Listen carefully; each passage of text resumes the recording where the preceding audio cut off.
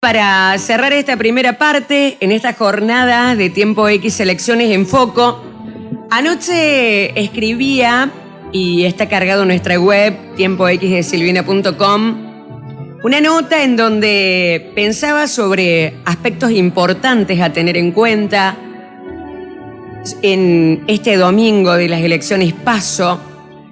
Entonces ahí yo digo que en estas elecciones se da el primer paso hacia la definición de poderes en las cámaras y hacia adentro de los partidos también. Este domingo, los argentinos debemos cumplir con nuestra obligación, pero también debemos hacer uso de nuestro derecho de presentarnos a votar.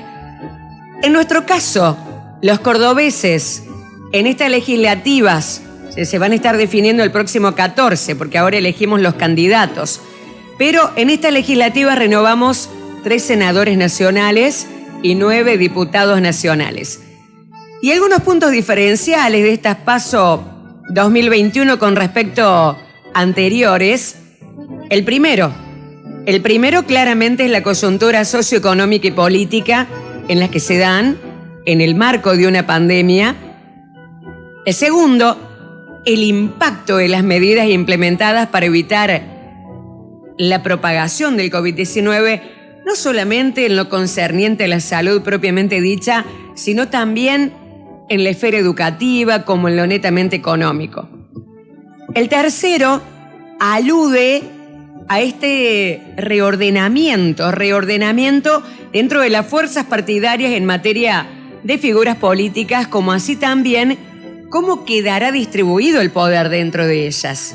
Este es un aspecto muy importante y muy protagónico de estas elecciones PASO. Y por último, el cuarto, cómo se configurará el poder dentro de las cámaras, dejando como resultado un poder absoluto al oficialismo o bien un equilibrio entre a quienes les toca gobernar y a quienes les toca hacer oposición. O sea que acá, después de los resultados de hoy, se van a poder hacer un montón de interpretaciones, porque es ir a votar nada más ni nada menos que ir a expresarse. Entonces, cuando ya tengamos cerrado el escrutinio y se empiece el escrutinio, ahí empiezan a aparecer las interpretaciones que van a llevar, obviamente, a conclusiones concretas, me imagino.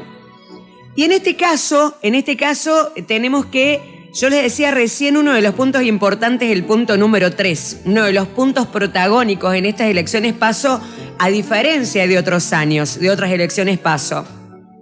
Y en este año, el jugador clave, podemos decir que es la coalición de Juntos por el Cambio, ¿no? Que en estas primarias abiertas, simultáneas y obligatorias, con 4 listas, pone de alguna forma toda la carne en el asador, teniendo 2 que se perfilan como las más fuertes, por los nombres que encabezan, con décadas desempeñándose en el ámbito público.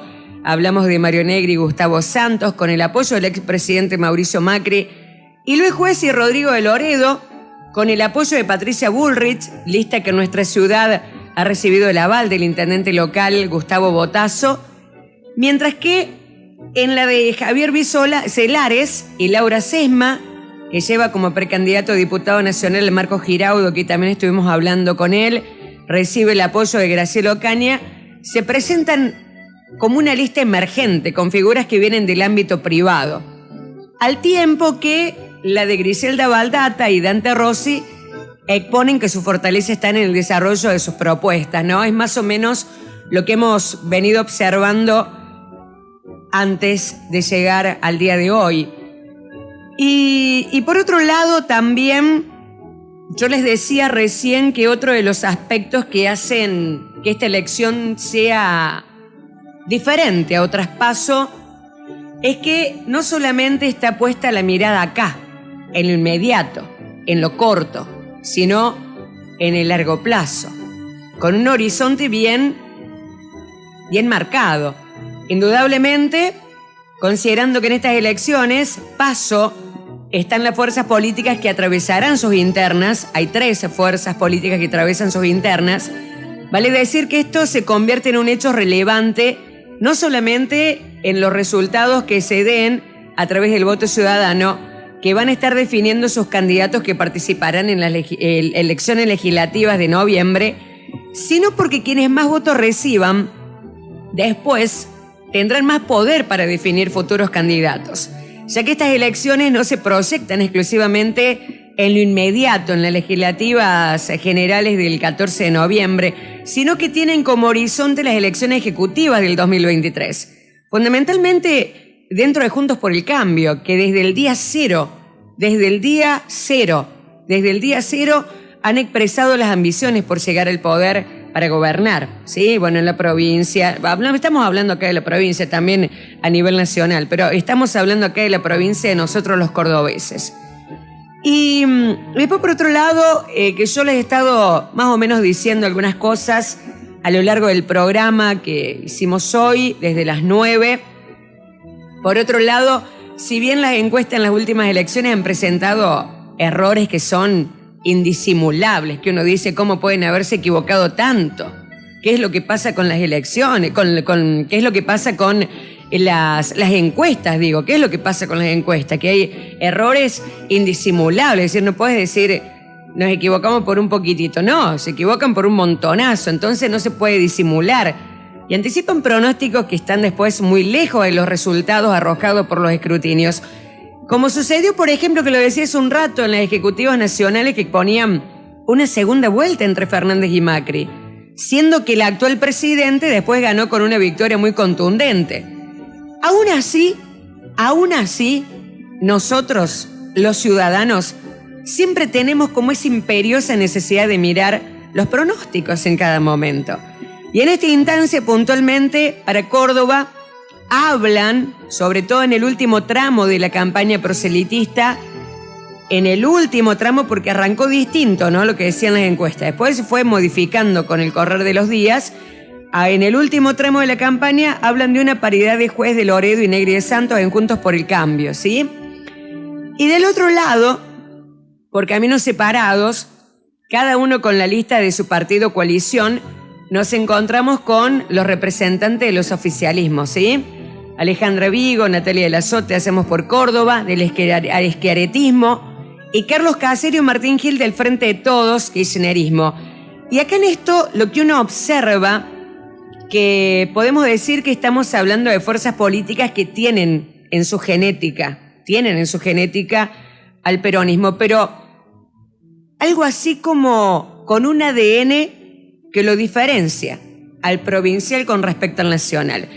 Y es en ese aspecto en el que podemos afirmar, de acuerdo a los datos de resultados electorales anteriores, que los cordobeses no compatibilizan con la ideología que se han expresado siempre cerca de las políticas más ortodoxas del actual gobernador, ¿sí? Entonces ahí también hay indicadores que dicen, bueno, podría estar un poco por encima Hacemos por Córdoba, imponiéndose el Frente de Todos, no porque sea algo de las encuestas, sino por los datos que se han visto en elecciones anteriores, ¿sí?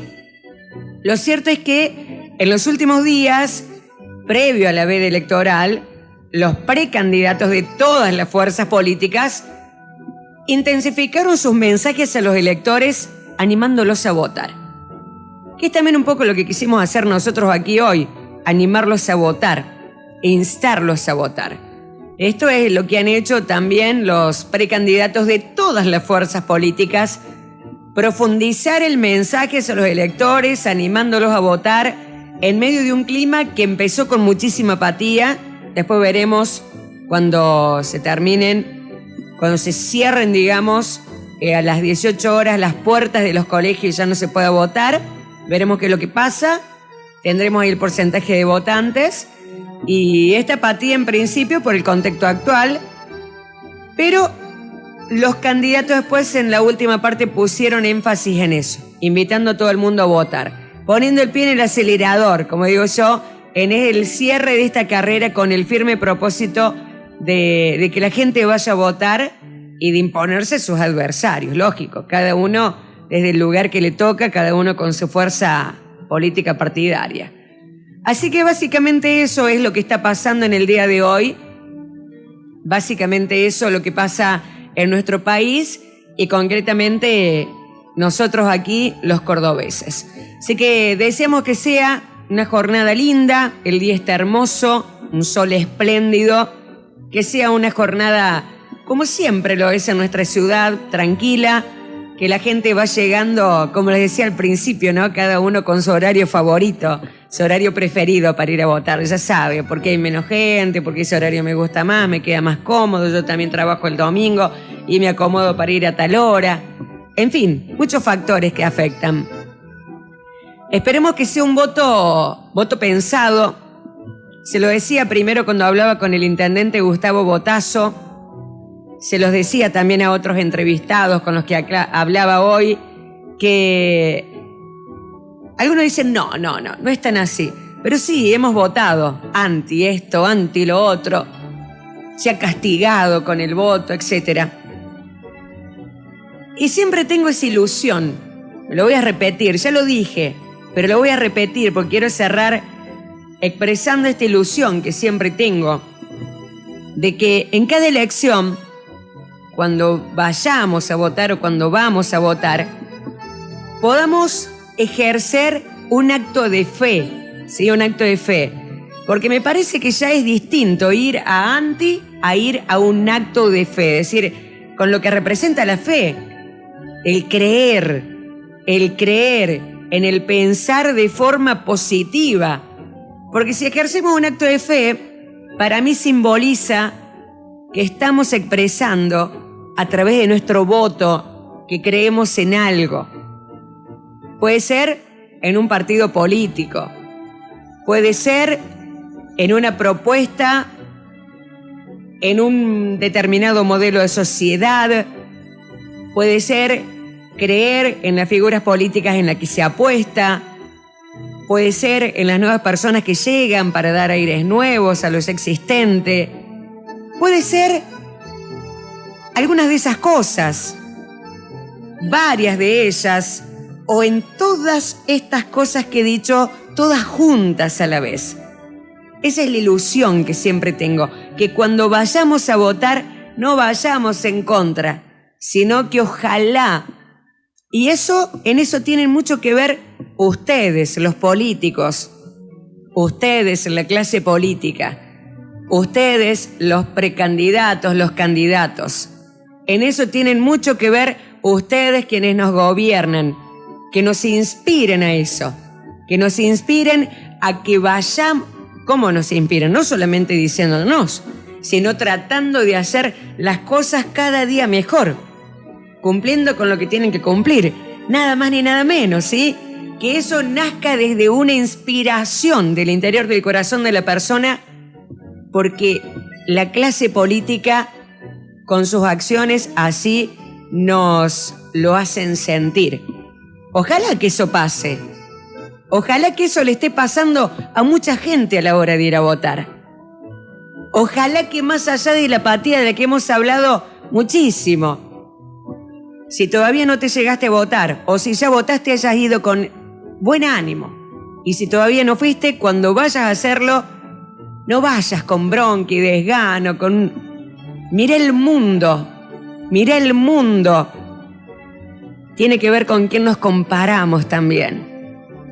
Cuando miramos el mundo, a veces vemos otros países donde ni siquiera pueden ir a votar. El otro día miraba lo que pasaba ahí, la gente que se escapaba en los aviones, se trepaban y caían desde los aviones. Nosotros tenemos otros problemas, pero tenemos una democracia que por lo menos podemos hablar, podemos expresar, podemos elegir, podemos comunicar, y eso no es poca cosa. Fíjense que cuántas veces uno dice, hay una frase, uno no sabe lo que tiene hasta que lo pierde. ¿Sí? Pero nosotros tenemos la democracia. Valorémosla todos los días, no solamente cuando vamos a votar, pero también cuando vamos a votar, tengamos presente que eso es un lujo, un derecho, aparte de ser una obligación, que no todos los ciudadanos del mundo lo tienen. Nos despedimos, ¿sí?